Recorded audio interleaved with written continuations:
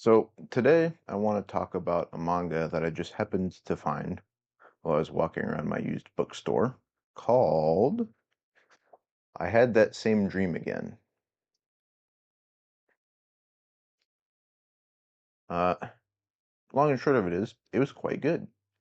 The rough plot summary is that our main character, Nanoka, has three friends that she hangs out with who are not her age because she's a little bit of a social outcast at school. These three friends are Minami-san, Skank-san, and Oba-chan. Now, you'll see that I have selected a very deliberate picture from Minami-san. Uh, Her most important character trait is that she's suicidal and she does self-harm. Skank-san has a very interesting name. That is all that Nanoka calls her by. She doesn't know her real name, and she calls her that because she had that painted on her apartment door when Nanoka first met her. Uh, she is a prostitute, and is frequently not working when Nanaka's off school. And the last character, Oba-chan, is kind of like an older grandmother figure.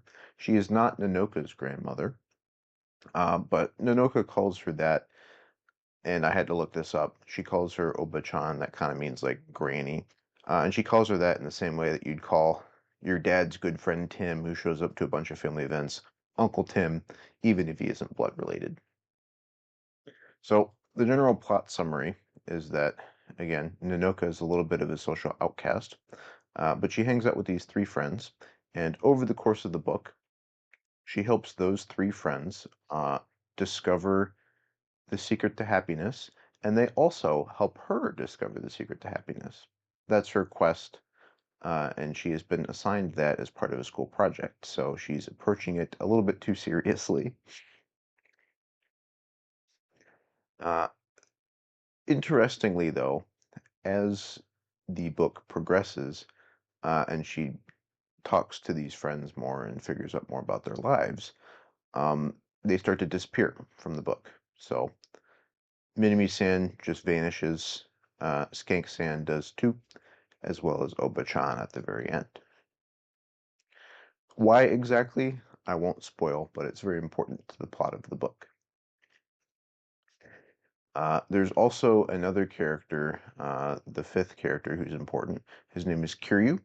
He's a classmate of Nanoka, and he is also a little bit of a social outcast, but in a different way. He gets made fun of halfway through the book for something that his dad does, and he stops coming to school. So another part of the plot is that Nanoka needs to get him to have confidence in himself again and to start coming back to school. And that's very difficult for her because she does not interact with her classmates well. Her three friends help her achieve this through varying means and varying advice too.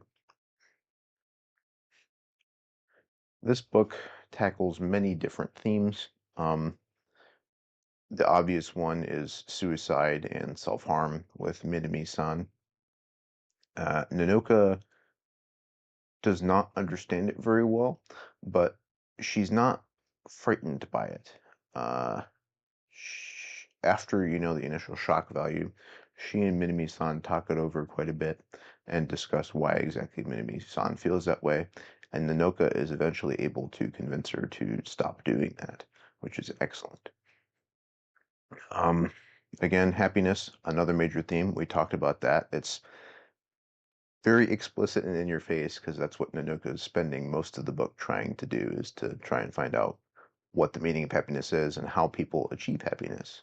Each of the three friends achieves happiness in different ways, and Nanoka is left to decide what of that is applicable to her and exactly what happiness means to her too.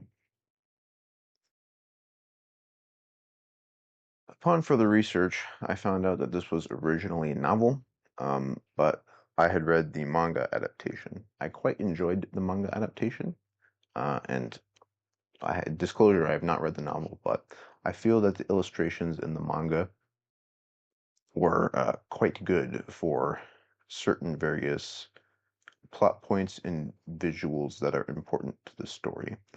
Um, Nanoka has a resemblance to Minami-san, which they're able to bond over, which is excellent. Nanoka has a resemblance to Minami-san, which is something they're able to bond over and connect, and that's how they start to further relationship as well. Uh, Also in this, um, the images are used for great emotional weight. There are many panels of Nanoka just feeling out her emotions, crying or being exceptionally joyous when she's hanging out with Skank-san. Skank-san quite enjoys buying treats for Nanoka in case she happens to stop by, so you can see the big delight and the fun that she's having while she's hanging out with her various friends.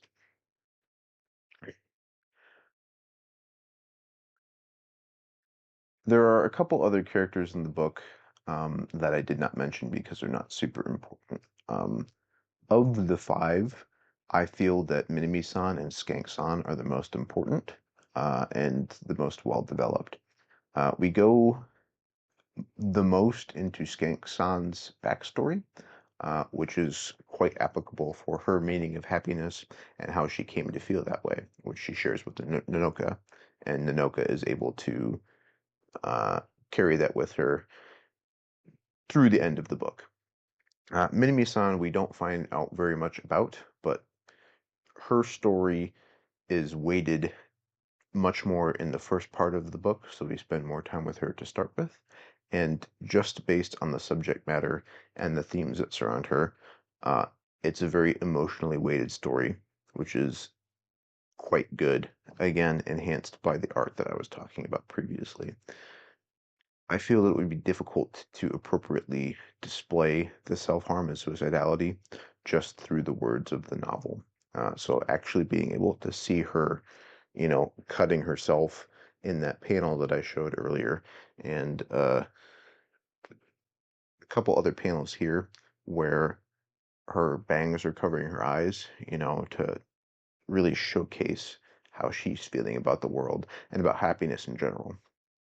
Because she doesn't have a pre-existing notion of that. That's something that Nanoka helps her with. And then in turn, once she realizes that, Minami-san helps Nanoka develop her own definition of happiness too. I would recommend this book. Overall, I would give it a 7 out of 10. The characters are excellent. I feel that Oba-chan is a little weak, and more should have been done to develop her character and what happiness means to her. And Nanoka is a little bit too smart for her own good, which is recognized by the narrative itself, and that's a problem she faces and why part of the reason why she's ostracized by her classmates. But even that being the case, she does not seem or speak like a regular child of her age would, a child who's in elementary school. The ending as well has a very large twist that I was not expecting, uh, which is excellent, really adds to the factor, but does not wrap up perfectly. So there's a few points docked there. Um, I was thinking that this book would be another one in the vein of, little girl helps bring joy back to the lives of her friends and her community, and in turn, they help her develop too, similar to how that happens in Because of Winn-Dixie and Love Stargirl. But the twist really elevates this book a little bit above that as well. So, overall, those are my thoughts on this. If you have any thoughts of your own or want me to answer any questions, please feel free to leave a comment and I will get to it when I'm able to. So I hope to see everybody around for the next episode.